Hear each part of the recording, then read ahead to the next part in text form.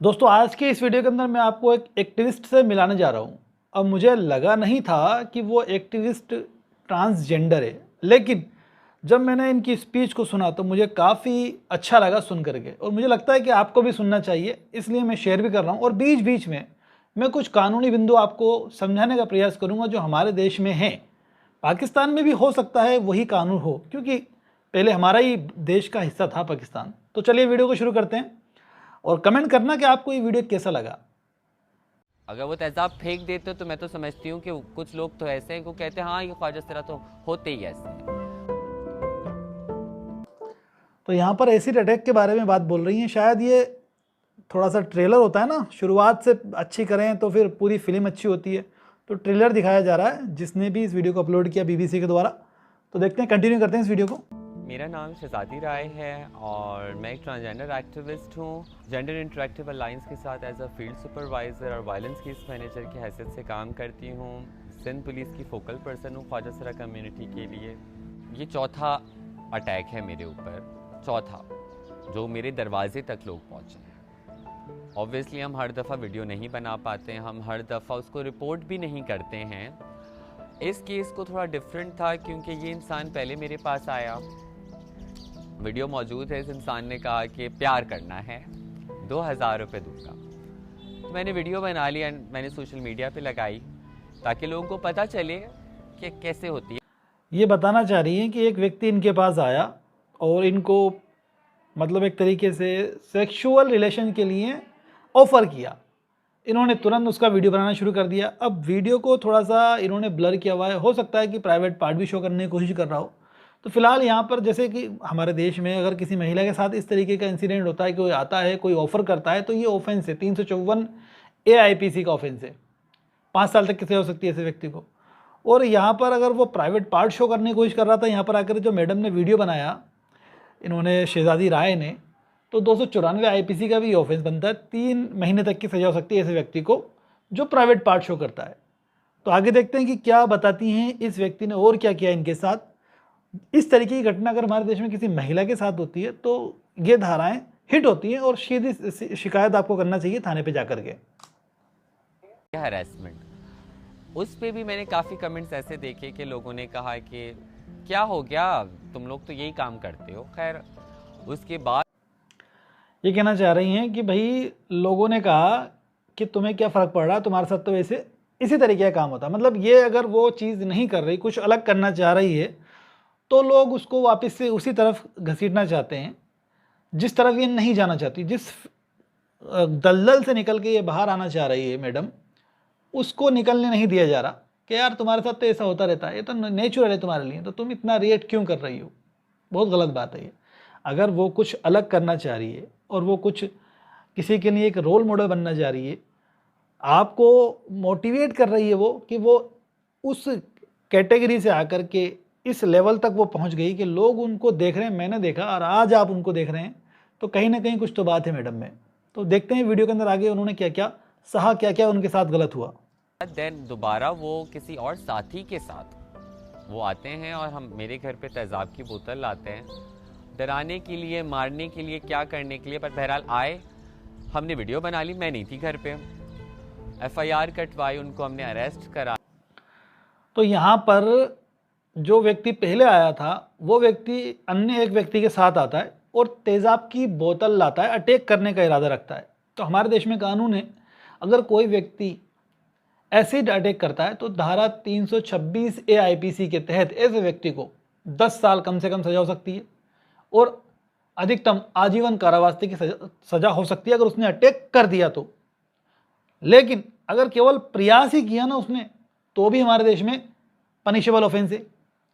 प्रयास से मतलब ये कि वो अटैक करने आया और उसको पकड़ लिया तो ये प्रयास था, उसने फेंका और आपके ऊपर अटैक वो के नाम से एसिड नहीं गिरा तो ये भी प्रयास था।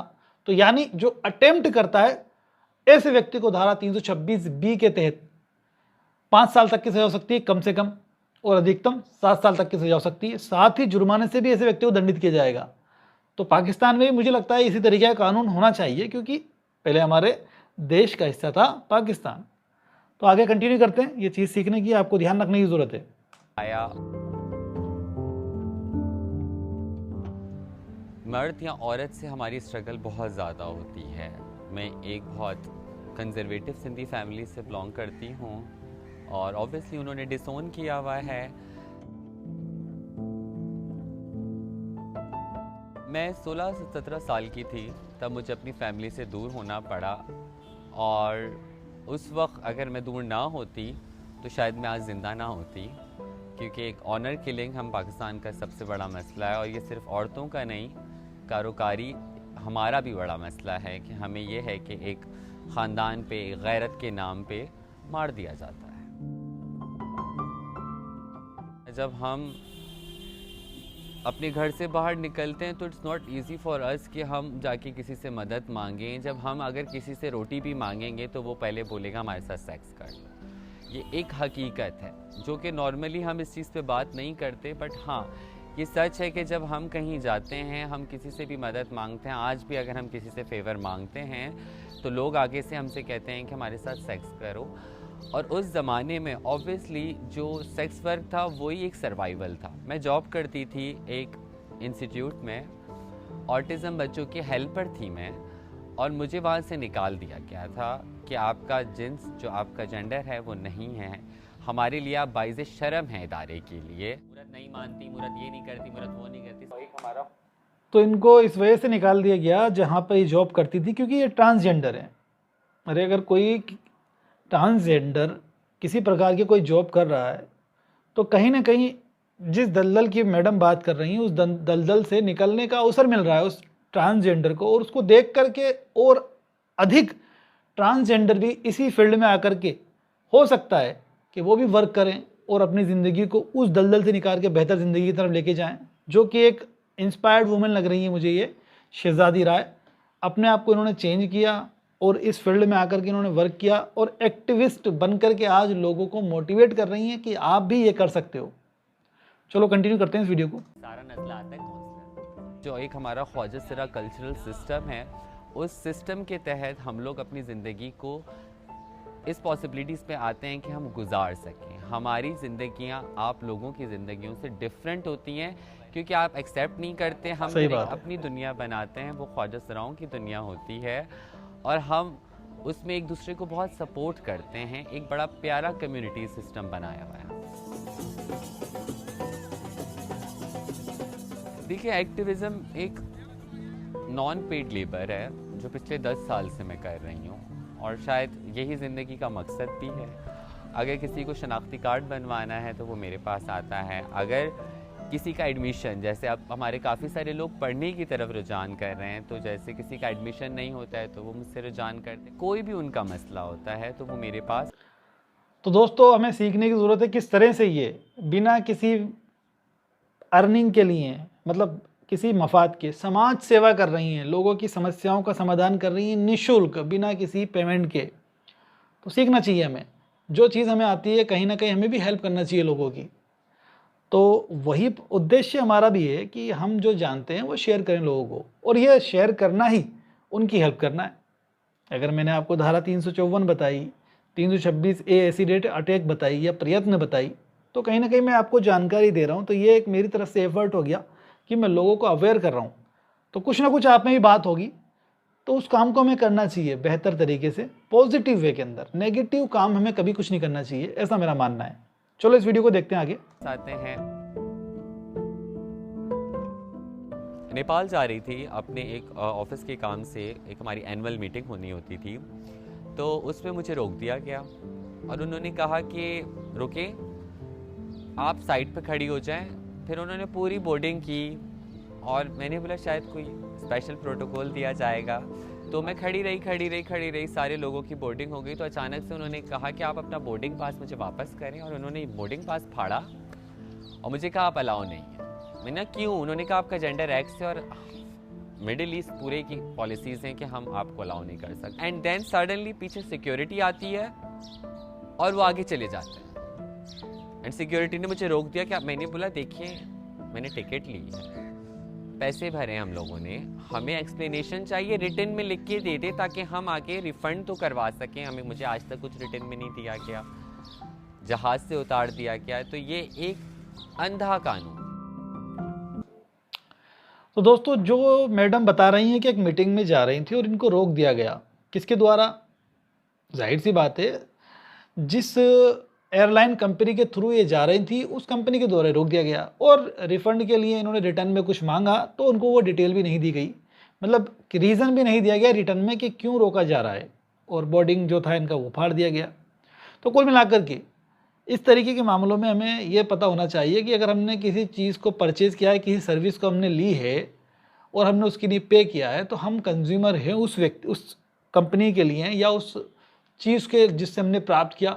अब फॉर एग्ज़ाम्पल ये लैपटॉप है तो हमने परचेज़ किया, तो ये अगर ख़राब ही होती है तो कंपनी लायबल है जो सर्विस देने के लिए। 1 साल की वारंटी तो 1 साल में वो ठीक करेगी, लेकिन वो ऐसा नहीं कर रही है।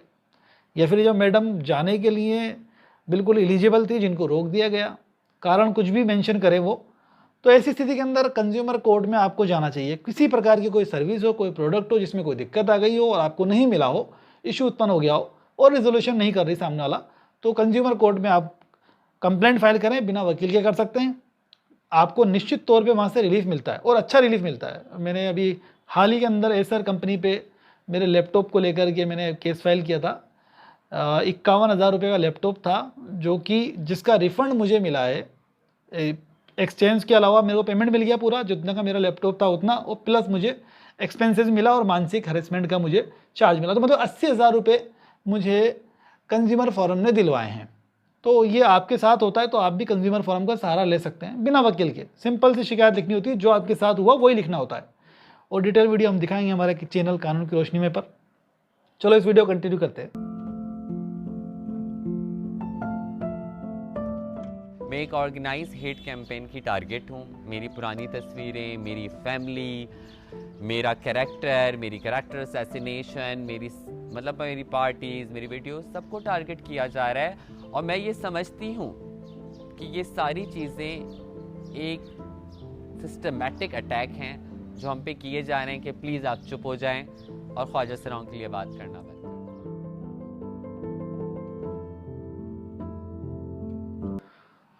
तो दोस्तों ये वीडियो देखने के बाद मुझे ऐसा नज़र आता है कि ये जो काम कर रही हैं एक्टिविज़्म का, जो लोगों को इंस्पायर कर रही हैं, लोगों को बता रही हैं कि आप भी मेरी तरह इस तरह से इस फील्ड को छोड़ करके इस दुनिया में हिस्सा बन सकती हैं, इस दुनिया में आकर ये काम कर सकती हैं जिस तरह से मैं काम कर रही हूँ। मतलब ट्रांसजेंडर को मोटिवेट कर रही हैं, और जिस तरह से वो कर रही हैं वैसे वो भी कर सकते हैं, इस तरीके का काम करने का प्रयास कर रही हैं। लेकिन कुछ लोग उसको रोक रहे हैं, और इस तरीके से रोक रहे हैं कि प्लानिंग करके कि ये इस काम को आगे ना करे, लेकिन वो हिम्मत करके इस काम को कर रही हैं। आप क्या सोचते हैं इस शहजादी राय मैडम के बारे में? कमेंट करके अपनी राय ज़रूर दें। कैसा लगा आपको ये वीडियो, कमेंट करके ये भी बताएं। और अगर आप हमारे नए चैनल पर आए हैं तो चैनल को सब्सक्राइब करें, क्योंकि हमारे पास अब ऐसे ही वीडियोज़ आते रहेंगे जो आपको कुछ ना कुछ सीखने को देंगे, कुछ ना कुछ सिखाएंगे। कानूनी एस्पेक्ट उसमें ज़रूर इंसर्ट किया जाएगा, क्योंकि हम हैं कानून के जानकार। तो दोस्तों वीडियो को लाइक ज़रूर करना, शेयर भी करना। Thank you.